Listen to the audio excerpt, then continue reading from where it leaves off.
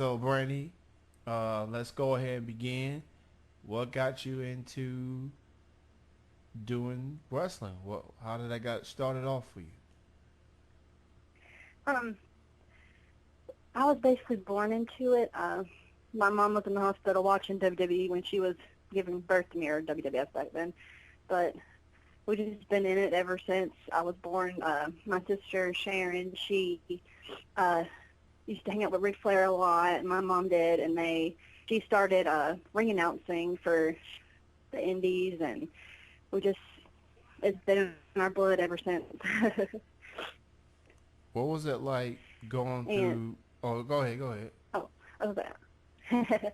um, it's just been a passion just to get to actually start doing it because I just recently started wrestling. I've been in the business just doing whatever I can at a show, but now I'm actually wrestling and getting into it more, and it's been awesome. That's absolutely awesome. So you basically heard WWE from your womb before you actually got to see it on TV. That's pretty interesting. Yep.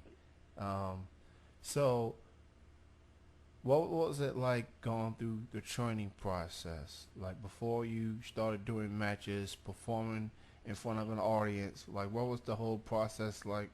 What was the biggest challenge that you had to deal with while going through the training? Um, the hardest for me is the cardio, just because I have asthma and there for a while I had cancer and a bunch of stuff going against me, but I just kept working at it, and it's tough. I mean, your body takes a lot of the hits, and it's hard. A lot of people don't really think it's that hard that we're just up there in tights, but it's really hard. Um, we have to train at least 2 to 3 times a week in the ring, and then on psychology, and just there's a big, huge process to training because, like, a lot of people just think we just get up there and just fool around, whatever, but it's very, very physically demanding and emotionally demanding, and just you really need at least, I would say, 8 months to a year training before you even get in the ring. Because a lot of people, they do get out there not knowing what they're doing, and they get hurt and hurt other people, and I've seen it happen a lot. And but training's pretty rough. One thing I noticed, you mentioned the word cardio, and it kind of takes me back to what happened on Tough Enough this season, which just ended. I think about a week or two ago. And there's a contestant named ZZ, very likable guy, a fan favorite. Clearly has the personality, but he lacked the conditioning. He lacked the cardio, and that's the one thing that the judge kept repeating, the trainers kept repeating, and so forth. And he obviously it's 10 weeks. It's gonna take more than 10 weeks before we can say, oh, that guy's a wrestler. Um, from a wrestler perspective, what was your take on the whole Tough Enough, and how did you feel about the winners? I believe Josh, the male, he won, and Sarah won. What's your take on the whole season that is Tough Enough? um, I do like it that the people from the indie get to come in and show what we got, because the indies, we don't really have a good rap. But I'm glad they are letting everyone get in and show them their stuff, because even, I mean, that's a lot of publicity for a bunch of, indie shows, a bunch of workers that, they're obviously good enough to make it into the final cut. And for the winners, the finalists, and to everyone in there, I give them props. There's no way I could do it. It's it's really, really hard. It's tough to make it in the big time, and I mean, I'm so happy for them too, because I mean, that's all anybody really in the business is wanting, is to get better and go bigger, especially WWE big. And I mean, I give them props because they've worked hard. They've worked really hard on it. It was definitely quite the season for sure. I mean, there were some indies on there with the likes of Patrick and Chelsea, who was a Hmm. late addition, and I honestly thought Patrick could have won the whole thing, but I guess he went at it with Tanner, and then his ego got into the way, and that cost him dearly. And Chelsea, she unfortunately got hurt, and it kind of put her to the back burner, and all of a sudden she got eliminated. Um, I guess with Sarah, as far as the winners is concerned, she was in the bottom three like more than anyone. Especially Paige was she did not let up on Sarah whatsoever, and she kept putting her on the bottom three because she felt she wasn't getting better. She wasn't improving by any means, and I guess for me, the only reason she won is because Amanda, albeit she's a better, as far as if we just talking about 10 weeks, she's been better, but she had an attitude, and that's not a good sign when you go trying to go into the locker room with the males and the females, especially those who were so longer than you, and you catch an attitude, it's gonna be a problem. So fans look at that, and Sarah, despite her not being as good, she won. She's got a long way to go. We'll see. As for Josh, I guess fans, despite ZZ getting the fan votes to stay in the competition, he just had a chance for his. At least he could do is have his personality show out, and unfortunately that wasn't the case when he had his match with Cesaro or his promo prior to going up against Cesaro. He just didn't show enough of that charisma that he showed all season long. I think that cost him dearly. And as for Josh, I mean, good for him. He's got an upside to him, but it's gonna take more than 10 weeks. Luckily for them, they're gonna go through NXT developmental. They're gonna get trained, and who knows? Maybe some around this time next year, we'll see one or both try to be evolved, and we definitely shall see for sure. Um, Now, for you, Brandy, do you remember like your first wrestling match that you ever had? If so, who was your opponent, and what company did you work for at the time? Um, Let me think. It was SCW out of Greenwood, and it was with Ginger. And I don't know. I think I was probably more nervous than anything. um, we as soon as I walked out there, I was shaking. I was so nervous, and I mean, it went well. It was an all submission show, so the loser had to tap out basically, and we had to use as many submission moves as we can, and it was a really fun match. It really was. And Ginger was a pretty good opponent. So, so you say that this is your first match. You're a part of a show Hmm. where every single match has to end by submission. Like no pinfalls, no countouts, no DQs, just submission. Like make your opponent tap out. Yeah. Uh, Yep. We had to tap out. wow. Well, that's an interesting way. I mean, it's an interesting concept. I mean, you want to go through a traditional match, or at least get a pinfall opportunity in your first go out. But Yeah. I mean, that's how wrestling is. It throws you a curveball, especially when you make your in-ring debut. But hey, you gotta start Yep. somewhere, I It was suppose. different. Who would you consider like your favorite people that you like to work with, male or female? Whether it's you know being a valet or being part of a team or someone that you like going up against. Like who are some of your favorite workers that you like to work with? Um, um, well, my tag team partner would definitely have to be my husband, Alan Price. We worked pretty good together. We had a tag team match against Crunch Time actually at SCW, and that was my third match, I want to say, and we just worked really good together, and it was really fun being able to wrestle with him. That's awesome. And my all-time favorite person to work with would have to be Ricky Morton of the Rock and Roll Express. Uh, he's so funny. He's got so many stories to tell and advice how to get better. I mean, he's like the whole package to be around. I love being around him.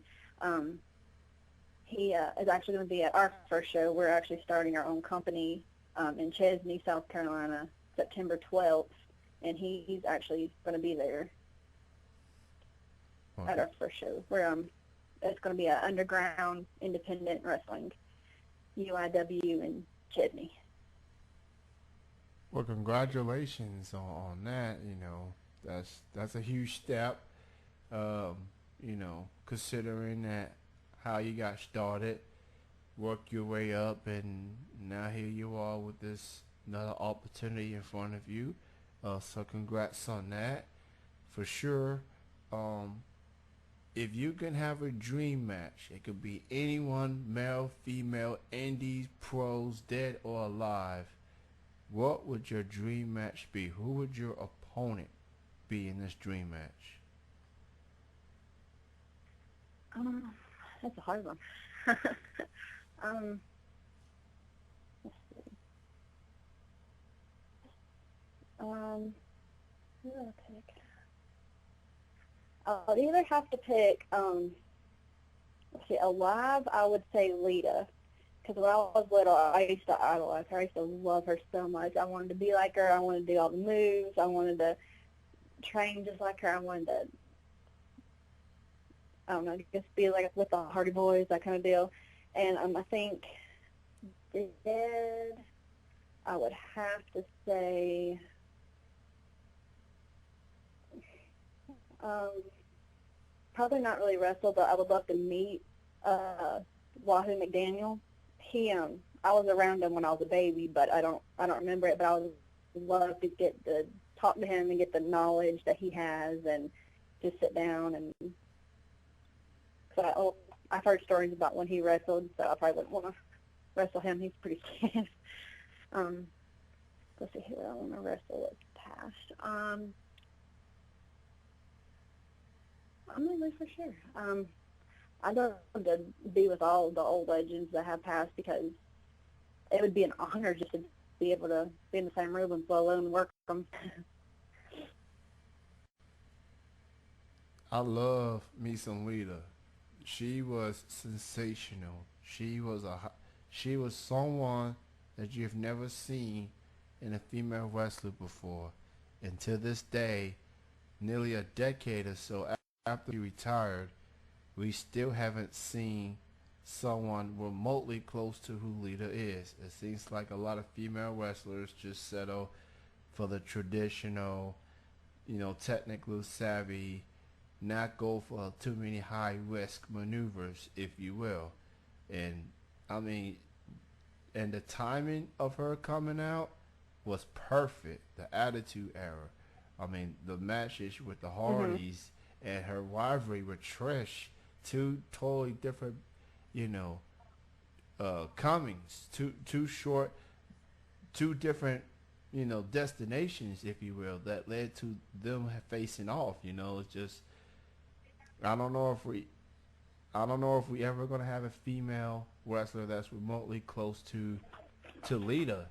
She did things that I haven't seen the female done before her, and I haven't seen after her. She was definitely one of a kind. Um, and I Oh guess yeah. and maybe I guess maybe because those same high flying moves she did eventually led to ending her career, with the injuries that she had. But hey, she went for the risk, and for the most part, it worked out. Um, so Lita's awesome, and she looked real awesome and tough enough too. She looked very lovely. So you mentioned the show with Morton coming up in September. So do you have any other upcoming shows that you'd like to promote? Well, we're going to be running a weekly show in Chesney, so it'll be every Saturday starting September 12th. So we're going to bring in Buff Bagwell, George South, all the all the oldies. And we also have the new guys coming up too. We have Kevin Phoenix, of course myself and Alan Price. We have Ben Wright, Tyler Storm, Dusty Money. We have a bunch of new people coming in, and we got a bunch of trainees, and hopefully we're going to liven up Chesney a little bit. Well, that's definitely going to be an interesting show for sure. Make sure everybody, you go check that out. And please support your local wrestling company. Check them out. It's a matter of word of mouth. In order for them to take it to new heights, they need the support. So tell a wrestling fan, Oh, yeah. young or old, there's more to wrestling than what you see on television. And that majority of the wrestlers would not be where they are today if it weren't for the indies. So who knows? You go to an indie show, you may very well potentially see the next big star. And you never know until you check out your local wrestling show. But don't just check it for the sake of that. Just check it out for the sake of indie people living in your neck of the woods, poured up their hearts and soul, their pride and dedication to the sport that they know and love. So please support your local wrestling companies wherever you may be, and just ask around. Ask your friends, ask your family members, what can I check an indie show? And they'll tell you. There's indie shows just about everywhere, not just in this country, but it's the whole world. It's a matter if you're trying to find out. Last question for you, Brandy. What would your advice be to anyone, male or female, that wants to become a wrestler? What would your advice be? I would say just stick to training, no matter what. Some promoters, some wrestlers, they want to get in, after 2 or 3 wrestling sessions. You need to train for a good bit before you even step foot in the ring and know your psychology and know what you're doing, because you can seriously get hurt. I've seen jaws broke, I've seen necks broke, I've seen a bunch of stuff happen, and it's not good, especially if it's like your first match and you go out there and break a leg and then you're out for the rest of the year because your leg's broke. That's train. That's all I can say. And just know what you're doing, know your psychology. If you don't know what the purpose of having a match is, then you shouldn't be stepping in that ring. And another piece I would say is have some thick skin, because you're going to get your feelings hurt. You're going to get criticized, you're going to get made fun of, whatever, but have some thick skin and just train. Go through your training, listen to your trainer, get any advice. I don't care if you've been in it 1 year to 10 years, no matter what, you can always learn more. Those are some very valid points. Training is definitely key. Regardless of what sport that you do, it's never too late to practice. It's never enough to practice to make sure that you are being the best that you could be. And thick skin, that's definitely key, because everybody's going to come after you, whether it's your peers or whether it's fans or whether it's the quote-unquote marks. People are always going to have something to say about you, whether it's good or bad, especially the negative side of things. Just shake it off and just keep it moving. And Brandy, I want to thank you so much for being on the show this evening. And you jogging and everything, this is... Oh, yeah, we were actually passing out flyers.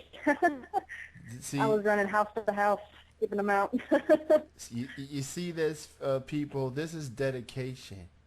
The woman is training, she's jogging, and this is the beauty of multitasking and technology, I suppose. You jogging and you doing an interview. And people are probably looking at you, what is this girl doing? Like jogging and on the phone? Yeah, but Jogging with a handful of flyers. Yeah. Brandy, thank you for your time. Continued success, and you have a great Labor Day weekend. All right. Thank you so much, and you too. All right. Bye-bye. Bye-bye. That was Brandy Fray joining me here on Triple Threat Wrestling Radio. And she continues to jog along for the rest of the day. My next interview is Cue Ball Call.